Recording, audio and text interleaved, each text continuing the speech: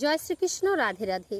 শুধু কৃষ্ণভক্ত, গৌরভক্ত, হরিভক্ত, আমার মা সকল, বাবা সকল, আপনাদের প্রত্যেকের চরণে সশ্রদ্ধ প্রণাম। প্রণাম জানাই উপস্থিত সাধুগুরু বৈষ্ণব মণ্ডলীর চরণে। বলুন আপনারা কেমন আছেন? আশা করি প্রাণ গোবিন্দ রাধারানী কৃপায় সকলেই ভালো আছেন। আমি আপনাদের অনেক অনেক আশীর্বাদ ভালোবাসায় খুব ভালো আছি। তো সবাইকে সশ্রদ্ধ প্রণাম জানিয়ে শুরু করছি আজকের ভিডিও। আজকের ভিডিওর বিষয় হলো ভোগ থেকে সমভোগে আমরা কিভাবে পৌঁছাবো, কিভাবে ব্রহ্মচর্য করলে আমরা ইয়ং জেনারেশনদের এই মৃত্যুর হাত থেকে রক্ষা করতে পারবো। তো এই ভিডিওর মধ্যে দিয়ে অনেকগুলো টিপস আপনারা পেয়ে যাবেন, যেগুলো আপনাদের ইয়ং জেনারেশন তরুণীদের খুব উপকারে লাগবে। তো দিদির ভিডিও মানে যৌনতা নিয়ে কথা অনেকেই প্রশ্ন করেছেন। দিদির ভিডিও দেখলেই গায়ে কামাভাবের সৃষ্টি হয়, এইসব ভুল ধারণাগুলো ছেড়ে দেবেন। যে কথা বলার অভ্যাস তারা কথা বলবেই, যাদের খাদ্যাভ্যাস করা রুচিতে আছে তারা খাবেই। তো এইরকম নানা রকমের কথা যে লক্ষ্য ভ্রষ্ট করার দিকে আপনাদেরকে কিন্তু অনেক দূরেই নিয়ে চলে যাবে। তো দিদির কথা মানেই যৌনতা নয়। যাদের যৌনতা করার ইচ্ছা আছে তাদেরকে যতই কিছু বলুন তাদেরকে রোধ করা যায় না। তারাই এইভাবে কথা বলে, যারা বলে যে দিদির ভিডিও দেখলেই কাম বাসনা জাগে, আসলে তারাই এইভাবেই অভ্যস্ত। তো আমরা নতুন কিছু জানবো, নতুন কিছু শিখবো ভিডিওর মাধ্যম দিয়ে, এটাই আমাদের উদ্দেশ্য, বড় উদ্দেশ্য কিছু নয়। তো অনেকেই বলেন দিদি ভিউজ কামানোর জন্য এই সব ভিডিওগুলো দেখো। বিশ্ব ব্রহ্মাণ্ডের মধ্যে এই যৌনতাকে অবলম্বন করে বেঁচে আছে, যার জন্য এই ভিডিওগুলোর দেখেই মানুষ বেশি আকৃষ্ট হয়। এর মধ্যে দিয়েই সাধন ভজন। কামই হলো আদ্যাশক্তি মহামায়া, যাকে আমরা অবলম্বন করে এই বিশ্ব ব্রহ্মাণ্ডটা চলছে। প্রত্যেকের মধ্যে রমণ ক্রিয়া চলছে। বিশ্বের যত জীবজন্তু আছে সবার মধ্যে রমণ ক্রিয়া চলছে। সৃষ্টি স্থিতি প্রলয় কিন্তু চলতেই আছে অবিরত। তো ভগবান শ্রীকৃষ্ণ গীতাতে বললেন তোমার মধ্যেই সমস্ত কিছু আছে, ভোগ আছে, সম্ভোগও আছে। তুমি যখন নিজের মধ্যে সন্তুষ্টি থাকবে তখন তোমার সম্ভব হবে। সেটা কিভাবে আমরা পৌঁছাতে পারি? আজকে যারা কিছু ব্যক্তিরা মানে পুরুষদের বা ছেলেপেলেদের লক্ষ্যভ্রষ্ট করছে, না হস্তমৈথুন খুব ভালো, হস্তমৈথুন করলে ঘুম হয়, এনার্জি বাড়ে, এরকম নানা রকমের কিন্তু বিভিন্ন হচ্ছে কি বলবো উদাহরণ দিয়ে কিন্তু তাদেরকে আরও বেশি পতনের দিকে নিয়ে চলে যাচ্ছে। সেখান থেকে আমরা কি করে বাঁচবো? দিদির ভিডিও মানে শুধু যৌনতা নিয়ে কথা বললেও সেগুলো উপকারে লাগেই আপনাদের, তাই কি না? তো এই যে কামই হলো আদ্যাশক্তি মহামায়া, কি করে আমরা দমন করতে পারবো এই কামকে? আমরা কামকে দমন করতে পারি না। দিদিভাই তোমার ভিডিওগুলো শুধু পচা, শুধু কামকে জাগ্রত করে দেয়, কথা শুনলে গায়ে হিট হয়ে যায়। যাদের এটা অভ্যাস আছে হবেই, হ্যাঁ, যাদের নারী দেখলেই অভ্যাস জেগে যায় তাদেরকে আর হচ্ছে আলাদা করে ভিডিও দেখে কিছু করতে হয় না। তারা গোপনে মোবাইলে পর্নোগ্রাফি দেখে তারা বীর্যপাত করে দেয়। তাদের কাম চেতনা, সেই চেতনাটা সবসময় মস্তিষ্কের মধ্যেই থাকে, এটা মনে রেখো। তো তুমি সবসময় যৌনতা নিয়ে কথা বলো, এটা কি তোমার ভিউজ কামানোর জন্য? ভিউজ কামানোর জন্য বা এবার হচ্ছে তোমার টাকা ইনকামের জন্য? দেখুন, যারা অনলাইনে আসে অবশ্যই টাকা ইনকামেরও জন্য আছে, ভিউজ কামানোর জন্যও আছে। কিন্তু এই সব ভিডিওর দিকে কেন মানুষ আকৃষ্ট হচ্ছে বেশি? কেন হচ্ছে? এর মধ্যেই আনন্দ আছে, এর মধ্যেই সাধনা আছে, এর মধ্যেই সমস্ত কিছু আছে। আপনারা মনে রাখবেন, ভোগই হচ্ছে সমভোগের দিকে নিয়ে যায়। এই যৌনতাকে নিয়েই, এই কামকে নিয়ে আপনাদের সাধন ভজন শুরু হয়। যদি যারও জীবনে যদি বেশি যৌনতা জেগে যায় দিদির ভিডিও দেখে, তাহলে আমি বলবো আমি ঠিক আছি। কেন? যৌনতা মানে কি বলবো, এটা একটা সাধারণ জিনিস নয়, প্রত্যেক ব্যক্তির মধ্যেই আছে। যার ভিতরে বেশি কামনা সে সব থেকে বেশি এই সাধনা ভজনার উপযোগী হয়ে ওঠে। এবার বলেন দিদি কেন? এই যে কাম হচ্ছে আদ্যাশক্তি, যার দ্বারা হচ্ছে যার বেশি শক্তি জাগ্রত হয় সে তত বেশি সাধন ভজন করার উপযোগী হয়ে ওঠে। এটা আমাদের সাধন ভজন তন্ত্র সাধনা থেকে বলা হচ্ছে। যখন বলি কামকে দমন করা যায় না, যতই বলুন না কেন কামকে দমন করা, কামকে বসে আনা যায় না, তবুও কামকে নিয়েই আমাদের সাধনা করতে হয়। কামকে বশবর্তী করা, হস্তমৈথুন থেকে বিরত থাকা যায় না। আপনি যতই বলুন আমি হস্তমৈথুন ছেড়ে দেবো বা হস্তমৈথুন করব না, আপনি বিরত থাকতে পারবেন না। কেন পারবেন না? আপনি নিজেকে প্রশ্ন করুন, আমি কতবার চেয়েছি আমি হস্তমৈথুন করব না, কিন্তু একা ঘরে পর্নোগ্রাফি দেখে আমি হস্তমৈথুন করি। যত নিজেকে একা রাখবেন, যত লোকের কথা মনে হয় না হস্তমৈথুন করা ভালো, মাথা ভালো থাকে, পড়াশোনায় মনোযোগে, একদমই নয়। আপনারা নিজেরা যারা অভ্যস্ত আছেন তারাই একটু নিজেই বিবেচনা করে দেখবেন যে আপনার কতটা ক্ষতি হয়েছে। আপনি সবার থেকে আলাদা করে নিজেকে যত একা রাখবেন ততই আপনার ক্ষতিটা বেশি হবেই। তো এই যে কিছু কিছু ব্যক্তি যখন বলে হস্তমৈথুন করা খুব ভালো হয়, ঘুম ভালো হয়, এরকম বলে কি বলে পথভ্রষ্ট করার চেষ্টা করে, কঠিন পরীক্ষার মধ্যে নবীনদেরকে কিন্তু ফেলে দেয়। তো ব্রহ্মচর্য এবার নবীনরা এই পড়াশোনার মধ্য দিয়ে ঘরে থেকে কিভাবে করবে সেটা আমাদেরকে আজকে জানার দরকার আছে। তো এর কারণে কি হয়, প্রথম যেটা হয় সেটাই হচ্ছে সমস্যা দাঁড়ায়। সমস্যা দাঁড়াবেই, তুমি কন্ট্রোল করতে পারছো না, তোমাকে ট্রাগেল দিতে হচ্ছে। কার সঙ্গে? না কামের সঙ্গে। কামের সঙ্গে তোমাকে ট্রাগেল দিতে হচ্ছে, সেই কাম বেগের সঙ্গে তোমাকে ট্রাগেল দিতে হচ্ছে। আমি যখনই আপনি যতই মুখে মুখে ভগবান বলুন আমি ব্রহ্মচর্য পালন করব, আমি আর করব না, আপনি জীবনেও পারবেন না। এই কামকে দমন করা অত সহজ নয়, কারো সহজ নয়। তো আপনার ভাবনাকে, প্রথম অবস্থায় আপনার ভাবনাকে আগে পরিবর্তন করতে হবে। যে ভাবনা চিন্তা যেটা হচ্ছে এলে আমাদের ওই চিন্তাধারা, যাদের আমি বললাম না আগেই যে যাদের এই চিন্তাধারাগুলো আছে শুধু ভিডিও দেখে নয়, তাদের ইচ্ছা করেই তারা বেছে নেয় যে আমি এই পথটা অবলম্বন করব, কারো ভিডিও দেখে নয়। কাউকে দোষারোপ করে নিজের জীবন কখনো চলে না। আমি যদি ভালো হতে চাই তাহলে আমাকে একটু আলাদাই থাকতে হবে। আমি কারো কথা শুনবো না, আমার চোখের সামনে যা কিছু ঘটে যাক আমি ভালো হবই, এরকম একটা মূল প্রতিজ্ঞা থাকবে আমাদের জীবনে। কিন্তু সেটা না করে অন্যের দোষ দেওয়া, এটা সবাই করেই, কারণ নিজের দোষটা নিজে কিন্তু মানে ধরাতে চায় না, এগুলো হবেই। তো এই যে কাম বেগের সঙ্গে আপনি লড়ে উঠতে পারবেন কখন? যখন আপনার ভাবনা চিন্তাকে একটু আলাদা করবেন। কেমন? এই যে কাম কি করে জাগ্রত হয়, তার হচ্ছে তিনটি কারণ আছে। একটা হচ্ছে ভাবনা, একটা হচ্ছে ইচ্ছা, আর একটা ক্রিয়া।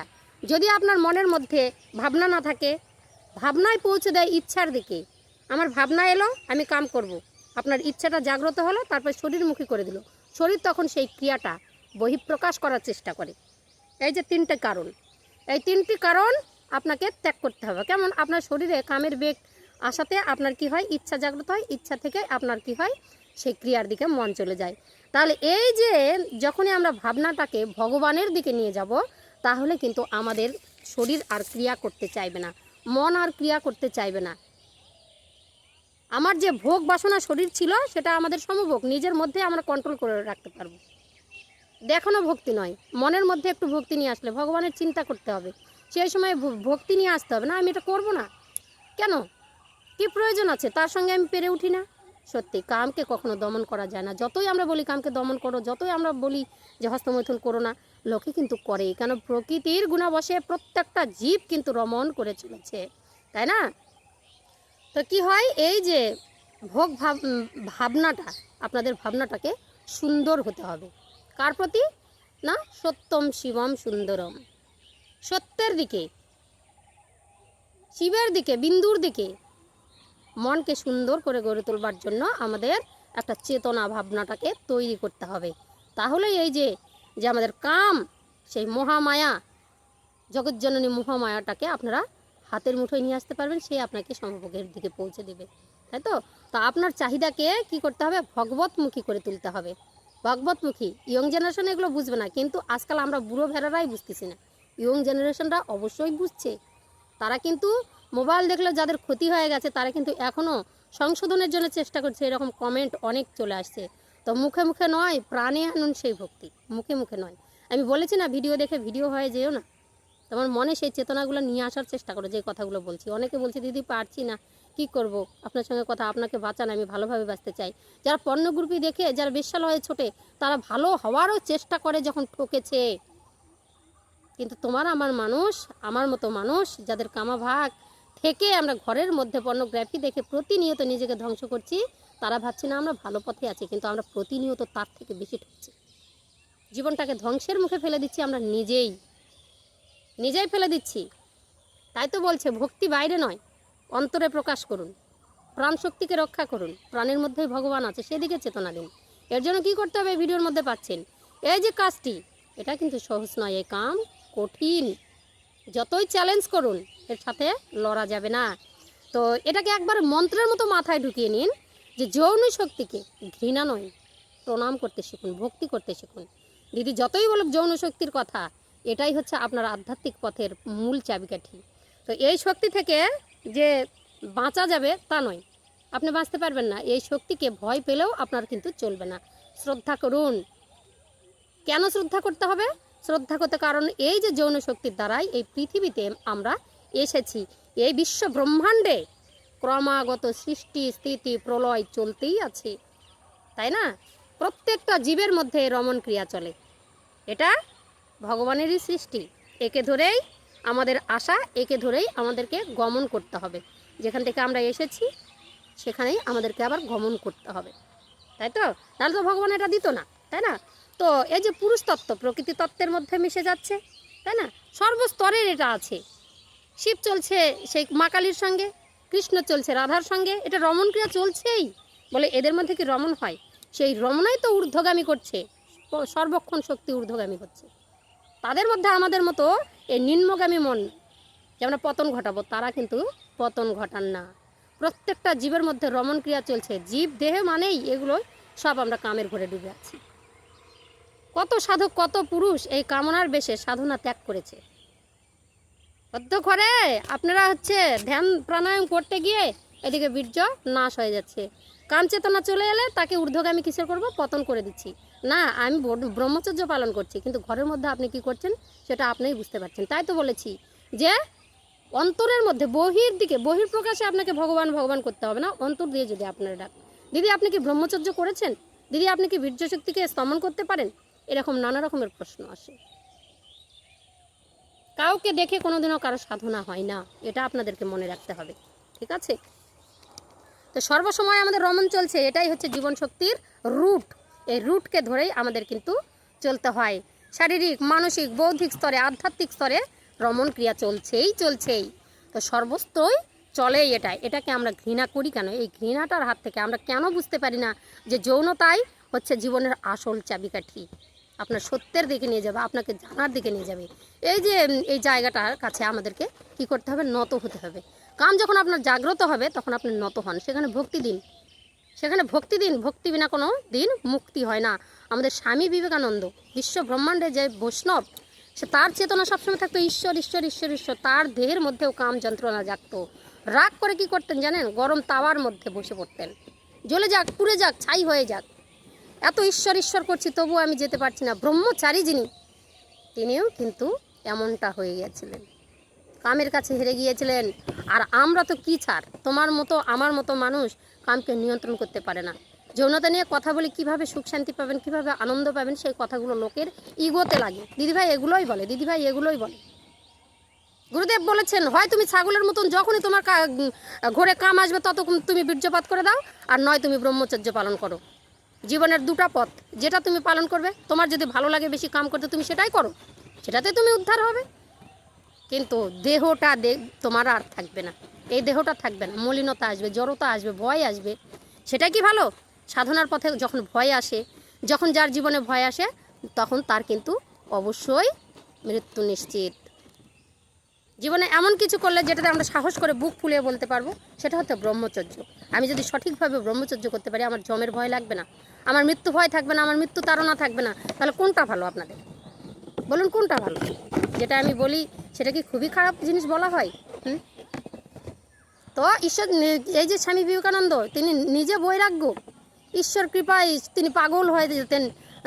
কি করতেন? তার যে এই যে রাগ করে তিনি গরম তাওয়ার মধ্যে বসে বসে পুড়ে যাক, জ্বলে যাক, ছাই হয়ে যাক, এরকম ভাবনা চিন্তা আছে আমাদের মনে? কলিযুগের মানুষের এমনিতেই ধারণা, জ্ঞান বা ভাবনা সব থেকে খারাপ, যার জন্য এই ভিডিওগুলোর মধ্যে বেশি চাহিদা হয়। তারা দেখে এর মধ্যে কি পাওয়া যাবে, কিছু তো একটু হলেও বাঁচতে পারবো। তো এই কাম শক্তির কাছে আমরা কি হাজার হাজার পুরুষ যতই সাধনা করে কিচ্ছু করতে পারে না, যতক্ষণ মাতৃশক্তির কৃপা আপনার শরীরের মধ্যে না হয়েছে। মাতৃশক্তির কৃপা যদি না হয়, আপনার কামকে আপনি কোনো দিনও দমনই করতে পারবেন না। কাম হলো আদ্যাশক্তি মহামায়া, যেটাকে বলেছি। তাহলে প্রথমেই আমাদের ধ্যান ধারণাটাকে পাল্টাই দিতে হবে। এই ধ্যান, এই যে ভাবনা, ভগবানের প্রতি ভাবনা থেকে ভগবান এসেছে, এই ভগবানের প্রতি আপনাকে পরিবর্তন নিয়ে আসতে হবে। এর জন্য কিন্তু আপনার কি দরকার? সাধু সঙ্গ, সৎসঙ্গের প্রয়োজন আছে, যার দ্বারা আদর্শ রুচি ভাব আপনার দেহের মধ্যে অঙ্কুরিত হবে। মনে যতই বলুক না কেন হস্তমৈথুক করবো না, যতই বলুন না কেন চ্যালেঞ্জ করুন, আপনি কিচ্ছু করতে পারবেন না। আমি চ্যালেঞ্জ দিলাম, আপনি হস্তমৈথুন ছাড়তে পারবেন না। কারণটা কি? আপনার ভাবনাকে পরিবর্তন করে দাও। তাহলে কি করব? যখন আমি ছাড়তেই পারবো তাহলে কি করব? আপনাদের প্রশ্ন আসবে, যখনই আপনার শরীরে কামা ভাব প্রবেশ করবে তাকে প্রণাম করো, তাকে প্রণাম করো। আসলে যে চাহিদা, সেই চাহিদা যে সত্য, সেটাই হচ্ছে শিবতত্ত্ব। তাহলে সেই প্রণাম, সেই মাতৃশক্তি মোহিত হয়ে যায়, মাতৃশক্তি তোমাকে সেই ভক্তির দেশে পৌঁছে দেবে, কামা ভাবটা তোমার শরীর থেকে চলে যাবে। তুমি প্রণামটা আগে তো করো, না প্রণাম করলে তুমি বুঝবে কি করে? মা শারদা আর ঠাকুর রামকৃষ্ণ এদের দিকে ধ্যান দাও। এরা কি করেছিল? মা শারদাকে দেখে তার কাছে যায়নি, বলছি সর্বনাশ, যেখানে দেখতে পাচ্ছি সেটা তো কালীমা, আমি যার সবসময় সাধনা করি সেই কালীমা সামনে বসে আছে, আমি বাবা যাব না। নারীর কাছে গেল না, শারদা স্ত্রীকে মা বলে সম্বোধন করলেন, এমনি বলে মা শারদা, সেই জ্ঞান ধারণা। কি বলছে? সেই দিকে জ্ঞান নিবৃষ্ট করো, ভাগবতে মন নিবৃষ্ট করো, সৎসঙ্গে সাধুসঙ্গের দিকে, সাধুসঙ্গের চিন্তা করো। যদি তরিতে বাসনা থাকে, ধররে মন সাধুসঙ্গ, ভজরে আনন্দের গৌরাঙ্গ। দুই বাহু তুলে ধেই ধেই করে নাচো যখন তোমার কাম চেতনা আসবে। দেখি তো তোমার কাম কি করতে পারে।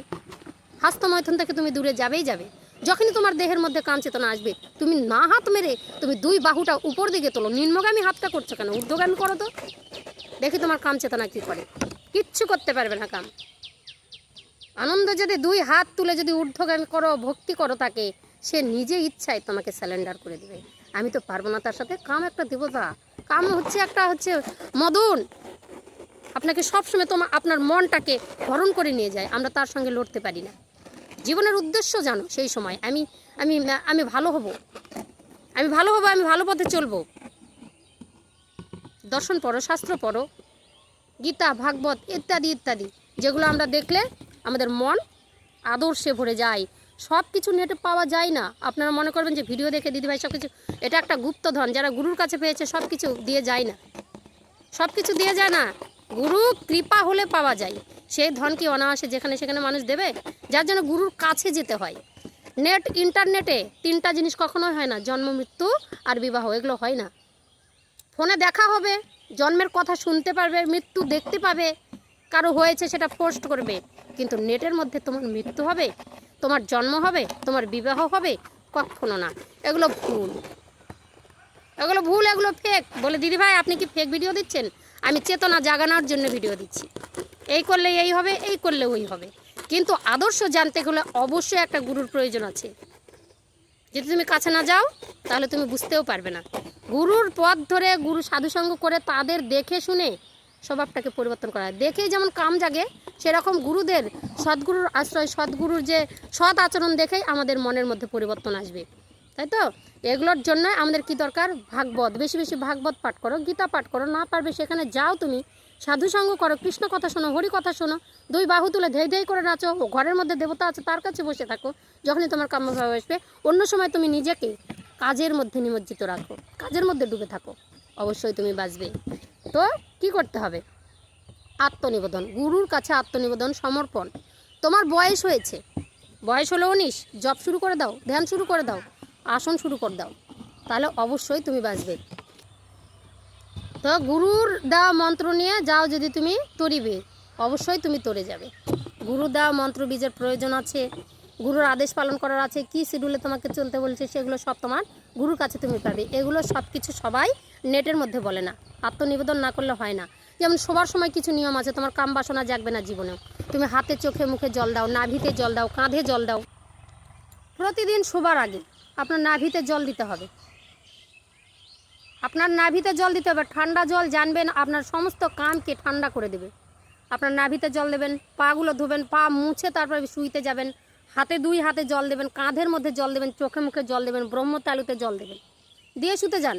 এগুলো নিয়ম আপনাদের কোথায় পাবেন বলুন তো? আমরা গুরুমুখী বিদ্যা, আমরা গুরুদেব বলেছেন তাই আমরা পেয়েছি, তাই আপনাদেরকে দিয়ে যাচ্ছে। কিন্তু আপনার গুরু যদি থাকে আরও কত কিছু জানতে পারবেন, তাই না? তো জপ, ধ্যান, আপনার যোগা, এগুলো কিন্তু আপনাদের অভ্যাস করতে হবে। যারা ইয়ং জেনারেশন, তারা কামকে আপনারা নিয়ন্ত্রণই করতে পারছেন। সবসময় হস্তমৈথুন করে লাস্টে কী হলো? শরীরটা একদম শেষ হয়ে গেল। বিয়ের পর কী করবেন? সেই ভয়টা তো আপনার মনের মধ্যে থাকতে হবে। আপনার সন্তান লাগবে, তখন কিন্তু আর হবে না। তখন ডক্টর দেখাবেন, এই করবেন সেই করবেন, কিছুতেই হবে না। এই হচ্ছে কথা। তো আপনাকে বলেছে প্রকৃতির সঙ্গে সবসময় লিপ্ত থাকো, প্রকৃতির সঙ্গে লিপ্ত থাকো। জলের কাছে গিয়ে বসো, জলের সঙ্গে কথা বলো, গাছগাছালি লাগাও, ফুল বাগান লাগাও, পাখিদের সঙ্গে কথা বলো। সবসময় যে প্রকৃতির কানেকশন, প্রকৃতি বিশ্ব ব্রহ্মাণ্ড একটা প্রকৃতি, যে সেই প্রকৃতি তোমাকে সেই ঊর্ধ্বগমন করে দেবে, সন্তুষ্ট হয়ে তোমাকে সেই আদর্শটার দিকে তোমাকে টেনে নিয়ে যাবে। যারা প্রকৃতির সঙ্গে অ্যাডজাস্ট থাকে তারা কখনো খারাপ হয় না। ধ্যান, যোগ, প্রাণায়াম এগুলো সব কিছু প্রকৃতি থেকে নেওয়া। তাহলে শরীর কি হবে? নিজের দেহের মধ্যে আমি সবসময় নিজেই সন্তুষ্ট থাকবো, অপরের দরকার নেই। নিজের কামকে ঊর্ধ্বগমন করতে পারবে। এইরকম নিয়মগুলো আপনাদেরকে মেনে চলতে হবে, নাহলে কোনোদিনও কিন্তু হবে না। তো যাই হোক, আজকের ভিডিওটা এই পর্যন্ত। ভালো লাগলে অবশ্যই চ্যানেলে লাইক, শেয়ার, কমেন্ট করবেন। চ্যানেলটি সাবস্ক্রাইব করে পাশে থাকবেন। প্রেম সে বলো রাধে রাধে।